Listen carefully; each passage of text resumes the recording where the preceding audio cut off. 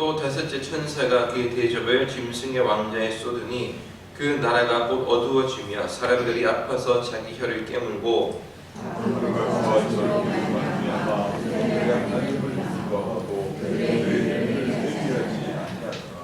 또 여섯째 천사가 그 대접을 큰강 유브라데에 쏟음에 강물이 맑아서 동방에서 오는 왕들의 길이 예비되었더라.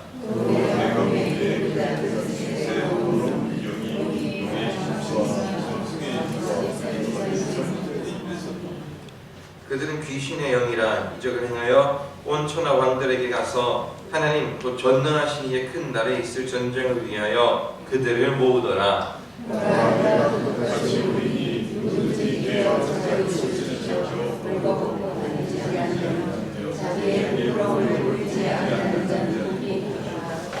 새 영이 히브리어로 아마겟돈이라 하는 곳으로 왕들을 모으더라.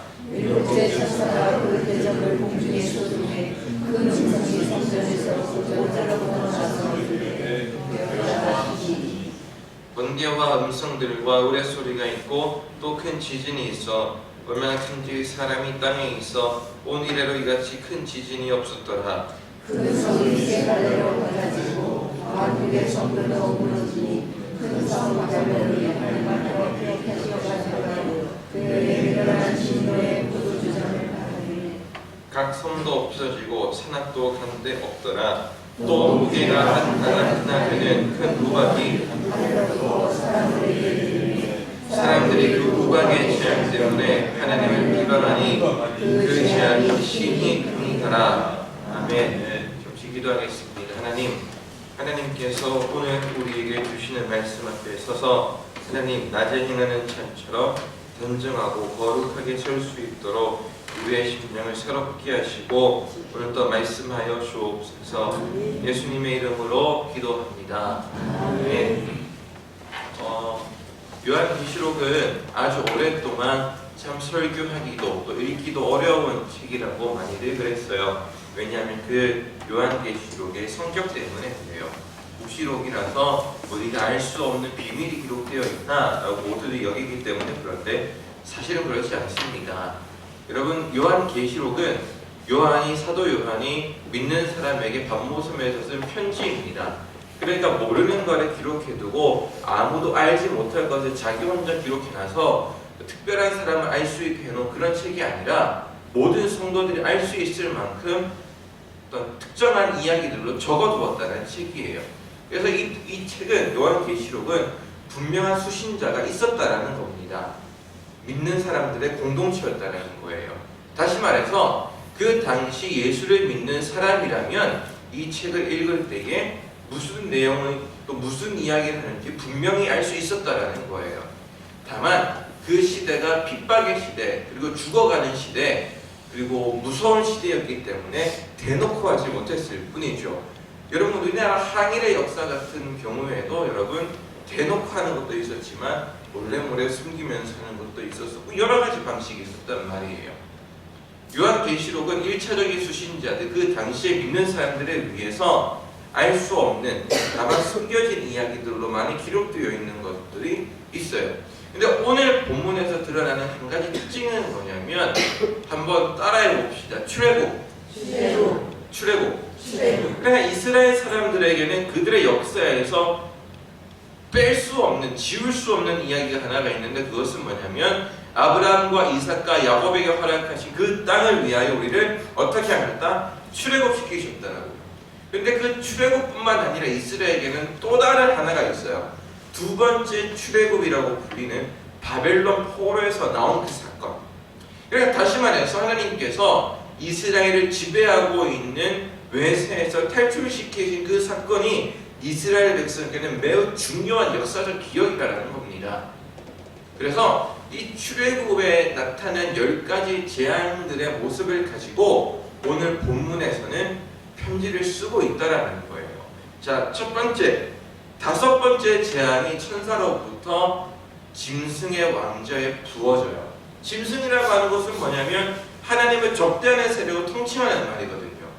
이스라엘을 핍박하는 네로 황제라든지 도미티아누스 황제라든지 이스라엘 핍박에서 믿는 자들을 잔혹하게 죽여갔던 그 로마의 모든 사람들을 짐승이라는 하나에 두고 짐승의 왕자의 5번째 재앙이 내리고 있어요. 근데 그 재앙이 뭡니까?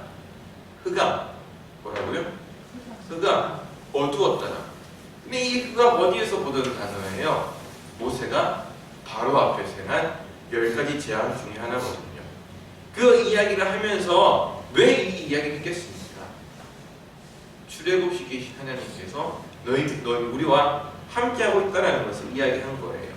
모세의 하나님뿐만 아니라 지금 너희 하나님이라는 거예요. 너희 역사 속에서 가장 큰 일을 행했던 선지자 모세, 그 일이 여러분 가운데도 행해질 것입니다라고 용기를 주고 있는 내용이라는 겁니다. 그래서 5번째 재앙으로 인한 흑암이 출애굽 당시 애굽에 의한 재앙을 연상시키면서 그들에게 다시 한번 돌파할 수 있는 용기를 주고 있는 거죠. 돌파해서 어디로 갈 겁니까? 그렇게 되면 출애굽 당시에는 가나안 땅이었지만 이 요한계시록에서 이야기하고 있는 것은 장차 어린 양이신 예수 그리스도께서 다스리는 새 예루살렘. 우리는 그 길로 갈 거야. 그러니까 얘들아 힘내라고 이야기하는 것이 요한계시록이라는 겁니다. 자, 6번째 대접이 재앙이 부어지고 있어요. 근데 그 재앙은 뭐냐면 따라해 봅시다. 개구리. 개구리 또 어디서 봤습니까? 오늘 오시다가 목가에서 보셨습니까? 그러면 안 돼요. 새벽에 개구리가 보이지 않아요. 개구리는 개구리. 애굽에서 2번째 재앙이었어요. 출애굽할 때. 그 개구리 재앙이 오늘 여기에서 내풀어지고 있어요. 자, 7번째 대접이 부어집니다. 7번째 대접이라고 하는 건 7이라는 것은 완전한 숫자를 이야기한다라고 지난번에 들으셨을 겁니다. 하나님이 따신 심판이 완성되었어요. 그리고 바벨론의 멸망과 제목에 대해서는 다음 장인 18장에 제시될 거예요. 우박이 내림에도 하나님을 비방하는 악한 무리들. 여러분, 피, 개, 이, 파, 돌심, 호 7번째 우박. 애굽의 출애굽의 7번째 재앙이 우박과 순서가 똑같아요. 그런데 우박이 내렸을 때에 그렇게 피해를 입었음에도 하나님이 바로를 어떻게 하셨습니까? 마음을 완고하게 하셔서 그 나가서 예배드리는 걸 허락했는데 그걸 거두었단 말이에요. 바로 왕이. 7번째 하나님이 우박을 내리시고 재앙을 내리셨음에도 이 악한 사람들, 이 짐승들이 어떻게 하냐면 하나님을 비방하는 악한 무리들로 표현합니다. 그러면서 계속 하나님이 다시 오시는 그날이 열려져 가고 있는 거거든요. 오늘 본문에서 5번째, 6번째, 7번째 마지막 대접이 부어지면서 출애굽의 이미지와 함께 재앙이 선포되는데 이 재앙이 선포될 때에 이스라엘 백성들이 편지를 읽는 이 사람들이 경계해야 될 게 하나가 있어요. 정신 차려야 될 게 하나가 있단 말이에요. 여러분, 우박이 내릴 때 그리고 재앙이 일어날 때에 이스라엘 사람들은 어디에 머물러 있었어야 됐습니까? 고센 땅. 그렇죠? 고센 땅에 머물러 있었어야 됐어요. 이스라엘 백성들도 이 진노의 대접이 부어져서 멸망할 짐승들, 그리스도를 핍박하고 하나님을 향하여 신성모독하는 그 사람들이 하나님 앞에서 심판을 받을 때에 믿는 사람들이 행해야 될 한 가지가 있는데 그것이 무엇이냐면 따라해 봅시다. 예수님은 도둑같이 오리라. 뭐라고요? 예수님은 도둑같이 오리라. 마태복음 24장 42절에서 44절에 인자가 도둑처럼 생기지 않은 날에 올 것이니. 근데 여러분, 우리가 기억해야 될 것이 있어요. 우리가 사도신경 외울 때에 우리가 심판하실 예수 그리스도를 고백한단 말이에요. 예수를 주로 고백하는 사람에게 예수님의 심판은 생명의 심판, 그러나 믿지 않는 사람들에게는 죽음의 심판이라고 성경은 이야기를 하고 있어요. 그래서 예수님께서 도둑같이 오실 텐데 이렇게 이야기를 하시네요. 깨어 자기 옷을 지켜 벌거벗고 다니지 아니하며 자기의 부끄러움을 보이지 아니하는 자는 어떻다? 복이 있도다. 복이 있다라는 말 여러분 무엇이 생각났습니까? 하나가 생각이 나셔야 돼요. 복이 있는 사람은 어떠하다고요? 마음이 가난한 사람. 마음이 가난한 사람에게는 복이 있다. 심령이 가난한 사람에게는 복이 있다. 예수님이 산상수훈에서 했던 이야기들과 예수님이 제자들에게 했던 이야기의 모티브가 여기에 그대로 적용되어서 깨어서 자기 옷을 지켜라. 그러면 어떻게요? 복이 있습니다. 라고 이야기를 하고 있어요. 여러분은 아침에 한 가지만 기억하고 갑시다. 데살로니가전서 5장 4절에서 5절을 보게 되면 사도 바울이 이렇게 이야기를 하고 있어요. 형제들아, 너희는 어둠에 있지 아니하매 그 날이 도둑같이 너희에게 임하지 못하리니 너희는 다 빛의 아들이요 낮의 아들이라. 우리가 밤이나 어둠에 속하지 아니하리니. 여기는 그날이 도둑같이 너희에게 임하지 못하리라 적어놨어요. 무슨 말이 맞을까요? 예수님의 말이 맞죠. 그런데 그 날은 우리에게 도둑같은 날은 아니라는 거예요. 왜냐하면 우리는 언제나 예수님의 신부로서 그의 죽으심과 부활하심과 다시 오심을 늘 기리면서 살아야 된다는 거예요. 주일뿐만이 아니라 월요일, 화요일, 수요일, 목, 금, 토 매일 하루하루를 주님이 다시 오시리라, 주님이 나와 함께 하시는구라는 그 약속의 말씀 위에서 우리는 살아가야 된다는 말이에요. 내가 직장생활에서, 내가 가정생활에서 이 일이 왜 일어나고 있는지, 내가 마음이 왜 힘든지, 뭐가 어려운지 내가 이해는 하지 못하겠지만 그럼에도 불구하고 십자가에 달리신 예수의 얼굴을 우리는 다시 바라보면서 살아가야 된다는 거예요. 그게 오늘 주님께서 우리에게 말씀하신 깨어서 너희의 옷을 단정하게 지키라는 말씀이라는 거예요. 저에게 주시는 하나님의 말씀이 조금 다를 거고 여러분에게 주시는 말씀이 좀 다르겠지만, 그러나 그 모든 것들을 함께 이해하고 걸어가면서 우리는 믿음의 공동체로서 주님 앞에 나아간다는 거예요. 오늘 여러분 새벽 예배 끝나고 무엇을 기억하고 돌아가시겠습니까? 여러분 기억해야 될 것 하나 있었어요. 주님이 다시 오시리라. 그거 네 글자로 뭐라고 합니까? 마라나타. 아멘. 주 예수여 어서 오시옵소서. 예수 믿는 사람들 당시에 핍박 가운데에서 그가 하나님 믿고 생각합니다. 우리 주님 다시 오시리라. 기억하시기 바랍니다. 기도하겠습니다. 하나님, 주님 다시 오신다 말씀하셨습니다.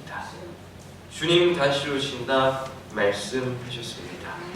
오늘도 우리 상일교회 모든 성도들이 다시 오실 예수 그리스도로 인하여 기뻐하고 승리할 수 있도록 하나님 은혜 베풀어 주옵소서.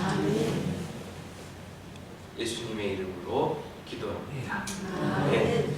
이 시간 우리 아까 찬송가 183장이죠. 빈들의 마른 풀같이 1절 함께 부르 찬송하고 기도하는 시간 가지겠습니다. 찬송가 183장입니다. 주님, 이 시간 우리에게 성령을 부어주십시오. 이 간절하게 한번 찬양하고 기도하는 시간 가지고 기도하고 예배 마치겠습니다. 우리 찬송가 183장 1절 한번 부릅니다. 빈들의 마른 풀같이 시들은 나의 영혼, 주님이 약속한 성령 간절히 기다리네. 가물음에 마른 땅에 단비를 내리시는 성령의 단비를 부어 새 생명 주옵소서. 자, 이 시간 우리 주여 한번 크게 부르시고 기도합니다. 주님 다시 오심을 믿고 기다립니다. 오늘 내 삶에도 성령께서 충만히 나와 함께하여 주옵소서. 우리 주여 한번 부르짖고 기도합니다. 주여!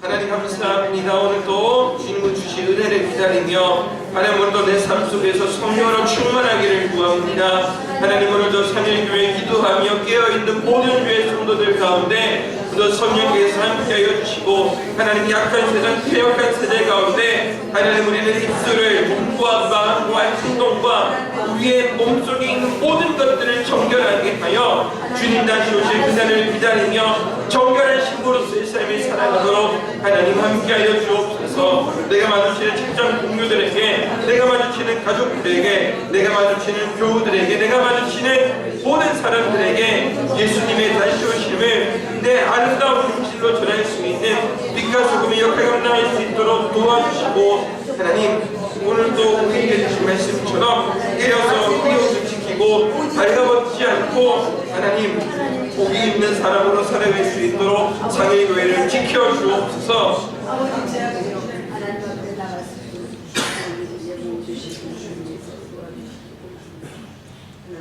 살아계신 하나님께서 우리 상일교회의 모든 존귀한 성도들을 거룩하게 지키시고 주님 다시 오실 그날을 준비하는 성도로 지키심을 믿고 의지합니다.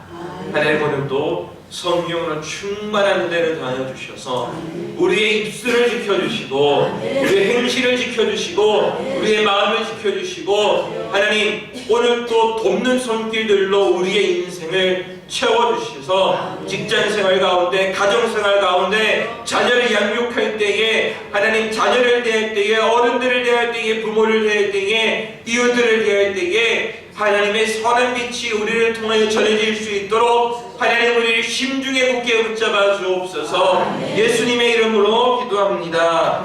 아멘. 하늘에 계신 우리 아버지, 아버지의 이름을 거룩하게 하시며 아버지의 나라가 오게 하시며 아버지의 뜻이 하늘에서와 같이 땅에서도 이루어지게 하소서. 오늘 우리에게 일용할 양식을 주시고 우리가 우리에게 잘못된 사람을 용서하여 준 것 같이 우리 죄를 용서하여 주시고 우리를 시험에 빠지지 않게 하시고 악에서 구하소서. 나라와 권능과 영광이 아버지의 것입니다. 아멘.